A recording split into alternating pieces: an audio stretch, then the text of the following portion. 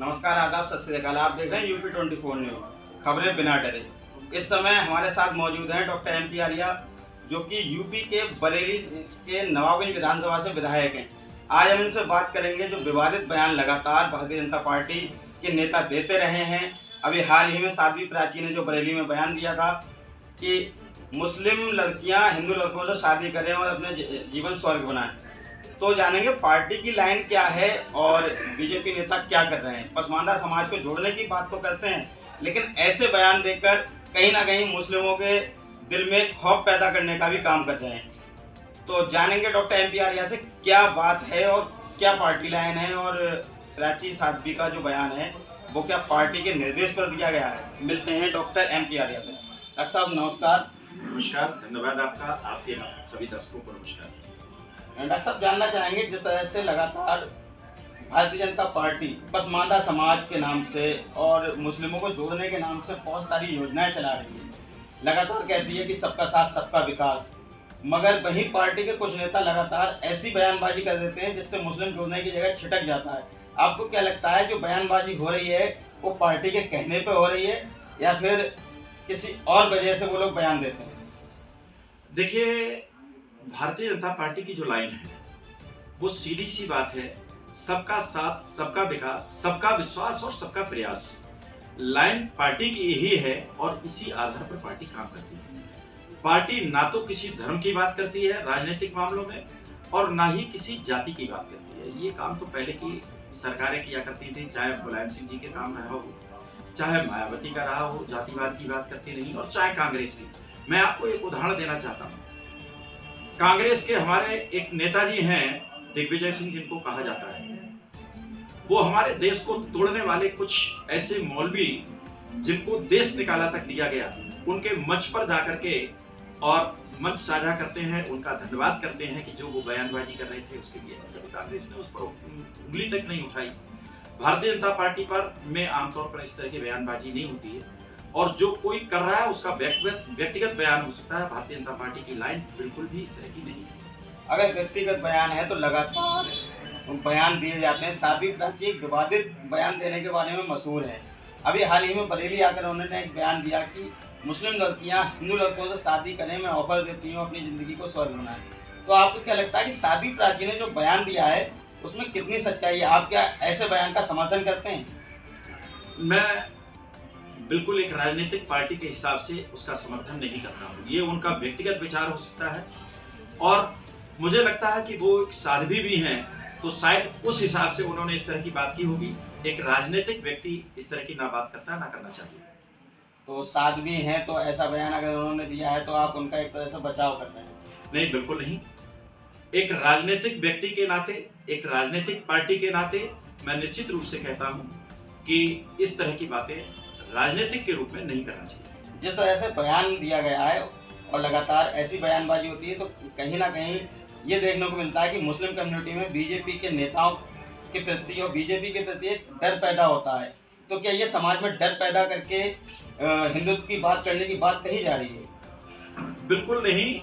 मैंने आपको कहा ना कि इस देश के अंदर कई सारे मुस्लिम नेता हिंदुओं के लिए तो आग उगलते रहते हैं। जैसे मैंने आपको एक उदाहरण भी दिया था, हमारे एक नेता ओवैसी जी हैं, मतलब राष्ट्रीय क्या, हम तो अंतर्राष्ट्रीय नेता कहेंगे, और वो इस तरह के बयान देते हैं हैदराबाद के अंदर कि 15 मिनट को पुलिस हटा लो, फिर आप देखें क्या होता है। उनके साथ में इस भारत में कुछ नहीं हुआ।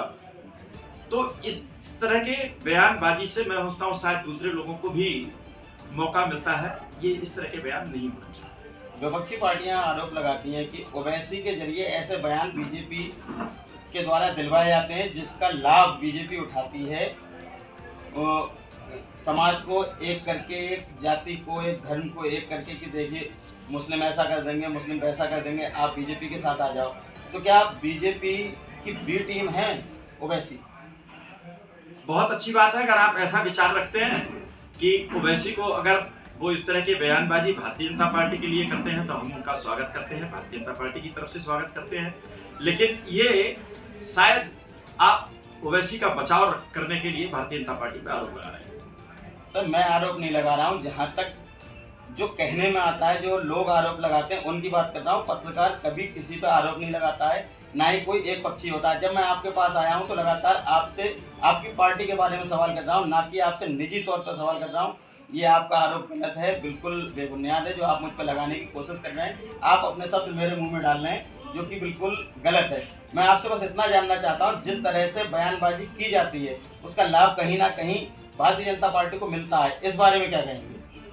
देखिए, बिल्कुल मैंने पहले भी कहा कि भारतीय जनता पार्टी बिल्कुल भी जातिवाद की राजनीति नहीं करती। हम सब लोग हमेशा सबका साथ सबका विकास की बात करते हैं, और ओवैसी किसी भी तरह से भारतीय जनता पार्टी के लिए लाभकारी नहीं हो सकते, वो इस देश के लिए लाभकारी नहीं हो सकते। जो धर्म और राजनीति को इतने उग्र रूप में ले जाए, जो देश को बांटने की बात करे, मैं समझता हूं कि निश्चित रूप से वो इस देश के लिए नुकसानदायक है। और विपक्षी पार्टियां तो हमेशा भारतीय जनता पार्टी को नीचा दिखाने के लिए इस तरह के आरोप लगाती है, इसके लिए वो आदी हैं।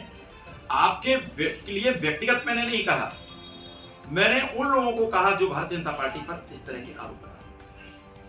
कांग्रेस ने अभी आरोप लगाया है कि राहुल गांधी का घर खाली कराने की साजिश है, और राहुल गांधी पर व्यक्तिगत रूप से हमला किया जा रहा है। उनके दादी शहीद हुई, पिता शहीद हुए, और उनके परिवार से लोग जेल गए। आज़ादी में पूरा योगदान रहा, लेकिन भारतीय जनता पार्टी का कोई एक नेता बता दें जिसने आज़ादी में योगदान दिया हो, या आरएसएस का कोई एक नेता बता दें, उसके बावजूद परेशान किया जा रहा है। तो क्या ये व्यक्तिगत बदला माना जा सकता है?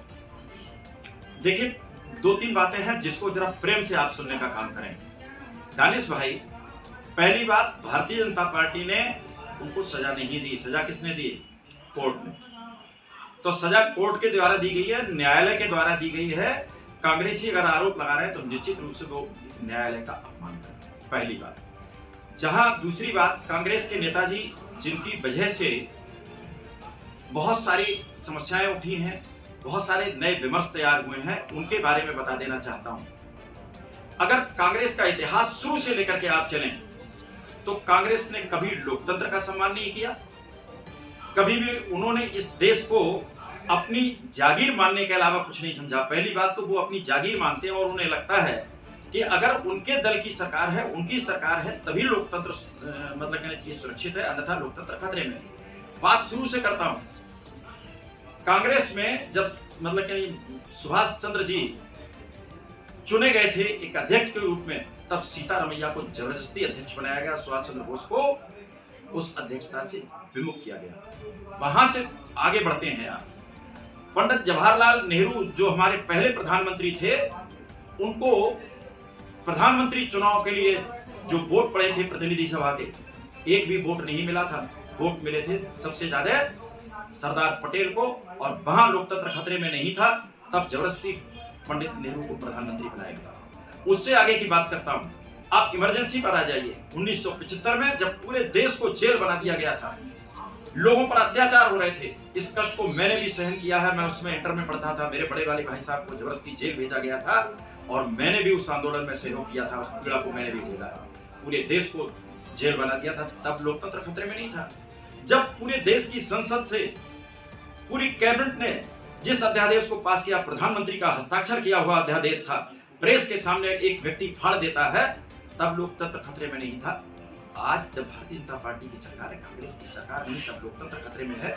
और उस देश में जाकर के जिनके हम इतने लंबे समय तक गुलाम रहे, उस देश में जाकर के आप आग्रह कर रहे हैं कि भारत का लोकतंत्र खतरे में है, आप बचाते क्यों नहीं?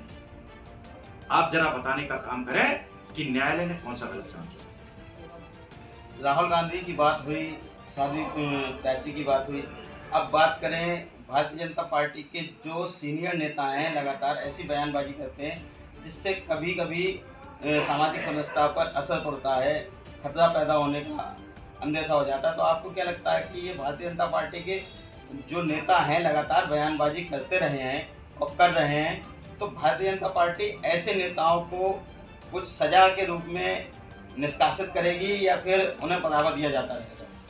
देखिए, मैंने कहा ना, भारतीय जनता पार्टी का कुछ छुटपुट एक दो नेता इस तरह की बयानबाजी करे तो करते। आमतौर पर पूरे देश में जहां 18 करोड़ से ज्यादा भारतीय जनता पार्टी के सदस्य हैं, 17 देशों में जहां सरकारें हैं, 1370 जहां विधायक हैं और 303 सांसद हैं, आपने कितने लोगों के बयान सुने? एक दो छपुट करते हैं तो वो उनके व्यक्तिगत बयान हो सकते हैं। ये भारतीय जनता पार्टी की न धारा है और ना ही भारतीय जनता पार्टी का बयान है।